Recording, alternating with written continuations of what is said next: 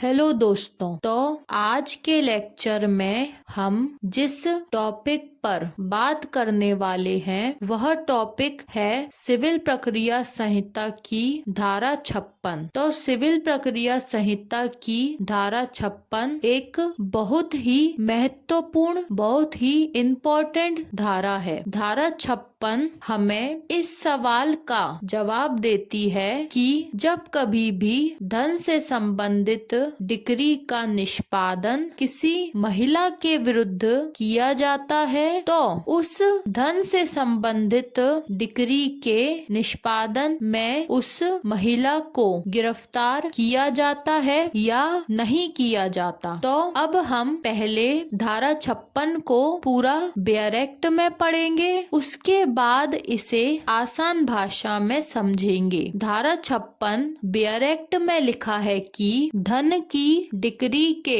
निष्पादन में स्त्रियों की गिरफ्तारी या निरोध का निषेध, प्रोहिबिशन ऑफ अरेस्ट और detention of woman in execution of decree for money. इस भाग में किसी बात के होते हुए भी न्यायालय धन के संदाय की डिक्री के निष्पादन में स्त्री को गिरफ्तार करने और सिविल कारागार में निरुद्ध करने के लिए आदेश नहीं देगा। तो अब हम पहले धारा 56 के टाइटल को समझते हैं। धारा 56 का टाइटल है धन की डिक्री के निष्पादन में स्त्रियों की गिरफ्तारी या निरोध का निषेध। इसका मतलब है कि जब कभी भी धन से संबंधित डिक्री का निष्पादन किसी महिला, किसी स्त्री के विरुद्ध किया जाएगा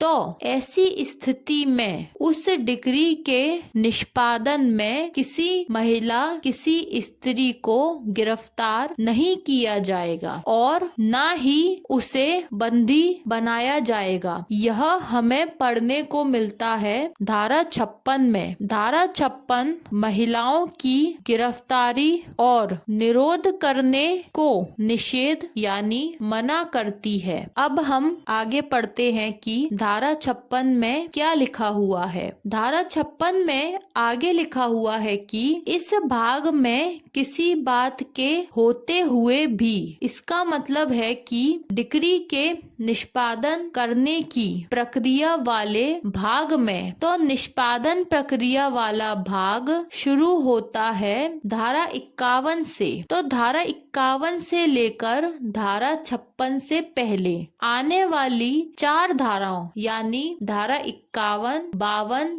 53, 54 और 55, तो टोटल इन 5 धाराओं में किसी बात के होते हुए भी, तो किसी बात के होते हुए भी का मतलब है कि धन से संबंधित डिक्री के निष्पादन में साधारण नियम तो यह है कि जब भी धन से संबंधित डिक्री का निष्पादन किया जाएगा तो ऐसी धन से संबंधित डिक्री के निष्पादन में उस निर्णित ऋणी को गिरफ्तार किया जाएगा, बंदी बनाया जाएगा। तो निर्णित ऋणी कौन होता है? निर्णित ऋणी वह व्यक्ति होता है जिसके विरुद्ध डिक्री यानी सिविल न्यायालय का निर्णय पारित किया जाता है, तो वह व्यक्ति कहलाता है निर्णित ऋणी। तो उस निर्णित ऋणी को गिरफ्तार किया जाएगा या बंदी बनाया जाएगा। लेकिन जब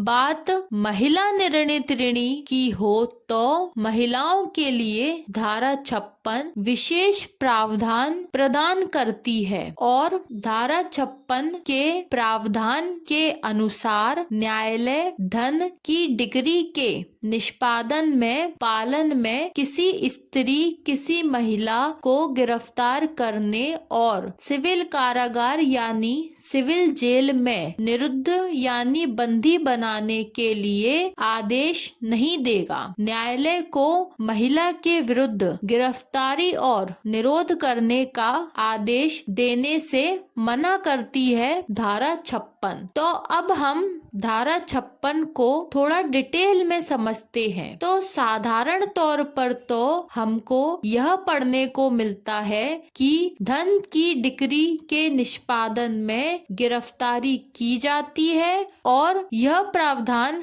हमको पढ़ने को मिलता है धारा 51 के परंतु में और धारा 55 की उपधारा 3 में। धारा 51 के परंतु में हमें पढ़ने को मिलता है, परंतु जहाँ डिक्री धन के संदाय यानी भुगतान के लिए है, वहाँ कारागार यानी जेल में निरोध द्वारा निष्पादन के लिए आदेश तब तक नहीं दिया जाएगा। मतलब धन की डिक्री के निष्पादन में गिरफ्तारी का आदेश तो दिया जाएगा, परंतु तब तक नहीं दिया जाएगा जब तक कि न्यायालय को समाधान नहीं हो जाता। इसी प्रकार से धारा 55 की उपधारा 3 में तो स्पष्ट रूप से लिखा हुआ है कि जहां निर्णित ऋणी धन के संदाय भुगतान के लिए डिक्री के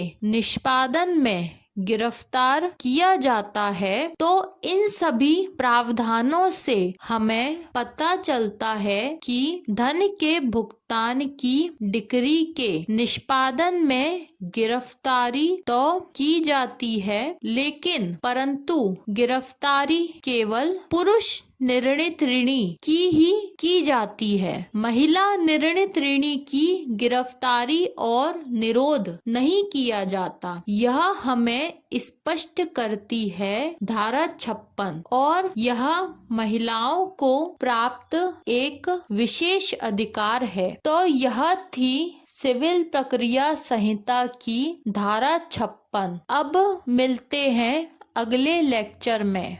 धन्यवाद।